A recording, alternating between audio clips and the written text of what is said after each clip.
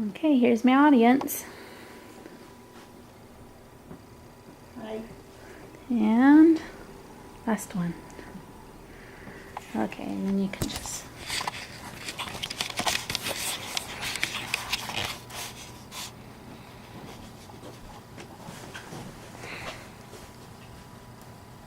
All right, well, thank you guys for coming, and I'm glad you guys made it on the snowy roads okay. I have a story for you about a student named Michael Van Adams. Michael was a top model student in high school. He was president of his class. He was captain of his tennis team and a straight A student. So it came as no surprise that he was awarded a full ride scholarship to the University of Maine. Of course, he accepted the scholarship thinking that he would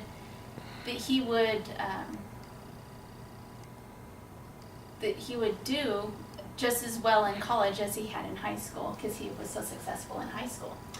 However, Michael was wrong. Michael ended up dropping out before the end of his first semester with failing grades in college. And this might come as a surprise to you, but the fact is Michael isn't alone.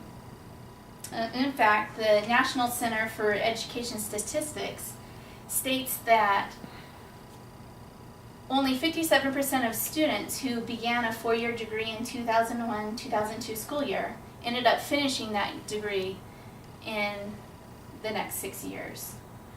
So, and that rate has continued to drop since then. Even President Obama acknowledges that we have a problem in this area. In a recent address to the University of Texas, Obama states that in a single generation, we've fallen from first place to 12th place globally in college graduation rates for young adults. So what's happening here? How are students that are so successful in high school, how are they getting to the point to failing in college? Our nation has a problem, and we definitely need a solution. So in order to find a solution, we need to find out why students are dropping out. I have a pie graph here that is put together by a company called Duck9, and their main goal is to help college students succeed. And so, as we can see, these are the reasons that college students drop out, and the top three reasons are financial pressure, academic disqualification, 28% there, and then the last one was a poor social fit, making up 13%. So those are the top three reasons. And what we need to do is just go ahead and keep this graph in mind as we explore some possible solutions with the rest of our time together. And with the rest of our time together, we'll explore some possible solutions and finally conclude that the best solution is that colleges need to implement a program or a college course that will touch on these top three problem areas, that will teach students skills in these top three problem areas. So let's start exploring. The first possible solution is what President Obama is currently working on, and that is alleviating the financial burden that's placed on students. And he's doing this by providing more financial aid for students. And while I see this as a great thing for students, I don't believe that this is the solution, because what students truly need is to learn how to budget the money that they're given. Right.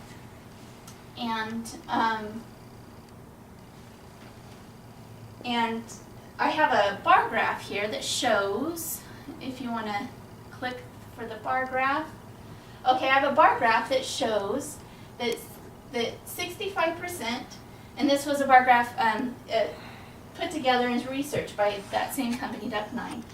And it shows that 65% of students who work part-time carry credit card debt. And this just illustrates to me that students, they're coming from home where they haven't had to budget money yet, and they're dropped into college life where they have to budget their money on their own, and they don't have the skills to do it, and they need to be taught.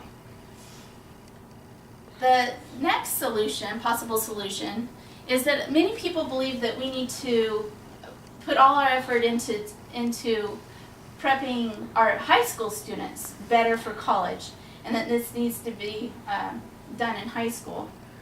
I don't believe this is the solution either. And because we see that even some of the brightest students in high school still struggle in college, as we can see by the story that I shared with you earlier. So,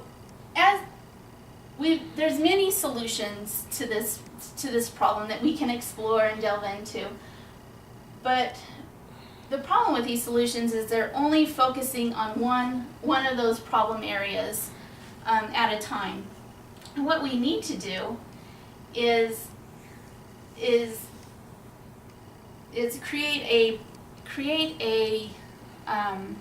what we need to do is that colleges need to put together a course that will touch on each of these areas, providing hardcore college study skills and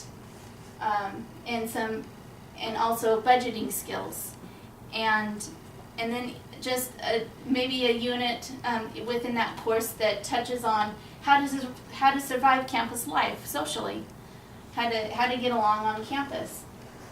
And I believe that this will provide a strong foundation for students. The University of Carolina has such a program in place, and they call it a University 101. And the president of the university, his name is Andrew Swanson, and he stated that his college boasts a 64% graduation rate, which is far better than our current national graduation rate of 40.4%. Just imagine if all colleges nationwide were to make a course like this a requirement. Surely the students would thrive, and we'd see the solution to our problem.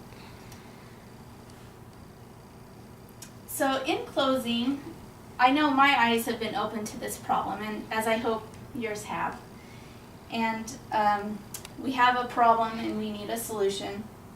Colleges nationwide should implement a required course that provides the foundation students need to build their college career.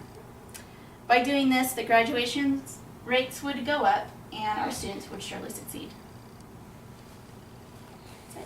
That's it? Yep. Yay. You did it. That's all of my